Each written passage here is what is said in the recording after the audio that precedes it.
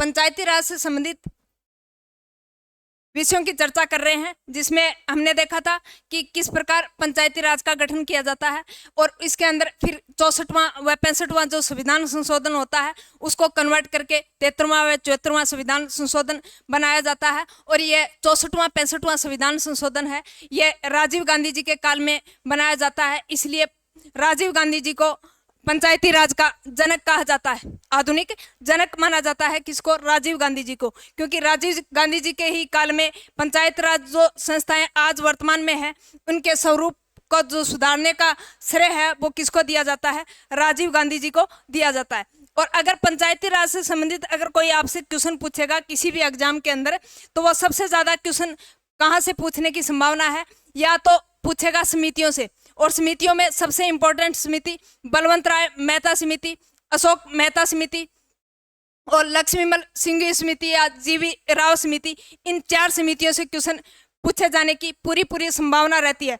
या फिर क्वेश्चन पूछेगा कौन सी समिति? जो मृदा समिति है, जहां से 73वां व 74वां संविधान संशोधन बनाया गया था, उस समिति से क्वेश्चन पूछे जाने की पूरी संभावना रहती है। उसके बाद अपन चर्चा की थी कि 73वां व 74वां संविधान संशोधन हुआ था मृदा समिति की सिफारिश पे। तो 73वें संविधान के अंदर क्या प्रावधान किए गए थे और 74वें संविधान संशोधन के द्वारा क्या प्रावधान किए गए थे, उनकी चर्चा करेंगे। तो 73वां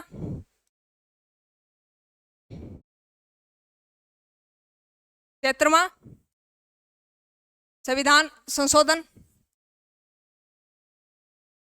और 74वां संविधान संशोधन।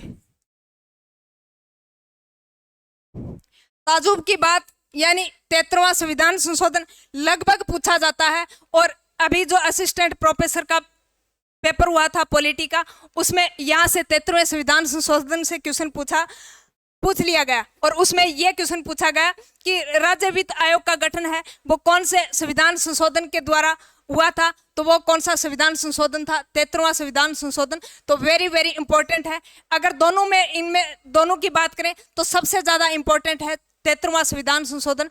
अगर लगभग क्वेश्चन पूछा जाता है किसी एग्जाम के अंदर तो इनसे क्वेश्चन पूछा जाता है, और इन दोनों की कंपेयर की बात करें तो इसमें सबसे ज्यादा पूछा जाता है। तो बात करें 73वें संविधान संशोधन की, तो 73वें संविधान संशोधन में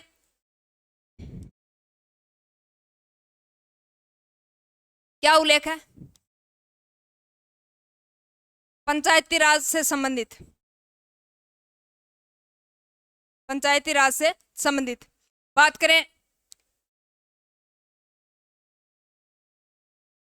अनुच्छेद की, तो अनुच्छेद 243 से लेकर 243 ओ तक किसका वर्णन मिलता है? 73वें संविधान संशोधन का वर्णन मिलता है।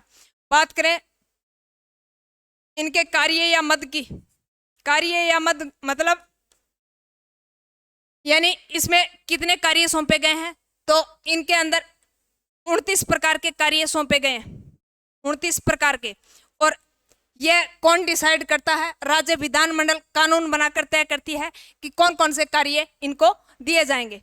और बात करें अनुसूची की, तो अनुसूची 11 में वर्णन मिलता है, अनुसूची 11 में वर्णन मिलता है। और बात करें संविधान के भाग की, तो संविधान के भाग 9 में इसका उल्लेख मिलता है। संविधान के भाग 9 में उल्लेख मिलता है किसका? 73वें संविधान संशोधन का। और इसके अंतर्गत गठन क्या किया गया था? राज्य वित्त आयोग,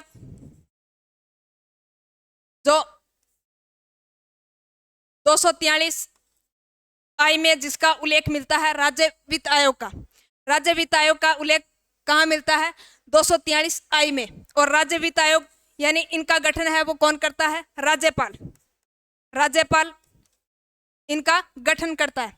और बात करें 74वें संविधान संशोधन में, तो इसका वर्णन है वो भाग 9A में मिलता है, या 9 क्या बोल दो, एक ही बात है। और बात करें अनुच्छेद की, तो अनुच्छेद 243 पी से लेकर 243 पी से लेकर 243 जेड जी तक किसका वर्णन मिलता है? 74वें संविधान संशोधन का वर्णन मिलता है। और बात करें अनुसूची की, तो अनुसूची 12 में किसका वर्णन मिलता है? 74वें संविधान संशोधन का वर्णन मिलता है।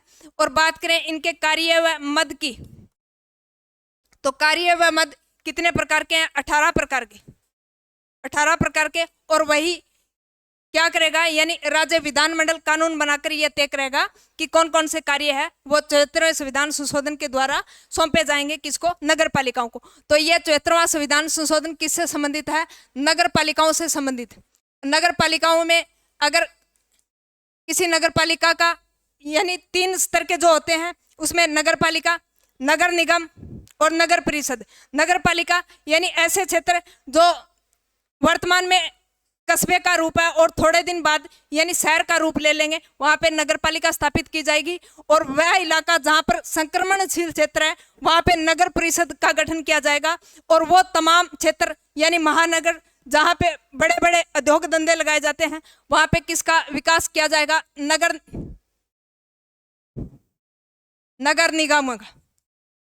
निगम का। अब बात करें नगर पालिकाओं में सभापति होता है, उप सभापति होता है और जो कार्यकारी अधिकारी होता है जिसको एजुकेटरी ऑफिसर बोलते हैं वो क्या होता है? सरकारी अधिकारी होता है।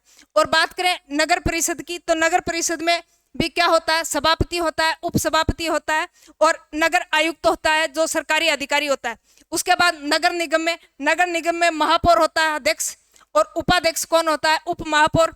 और बात करें सरकारी ऑफिसर की तो वो कमिश्नर होता है। महानगरों में क्या होता है? कमिश्नर होता है। तो ये आप ध्यान में रखोगे 73वें संविधान संशोधन के अंतर्गत। और यह 73वें में क्या है, यानी यह पंचायती राज से संबंधित है।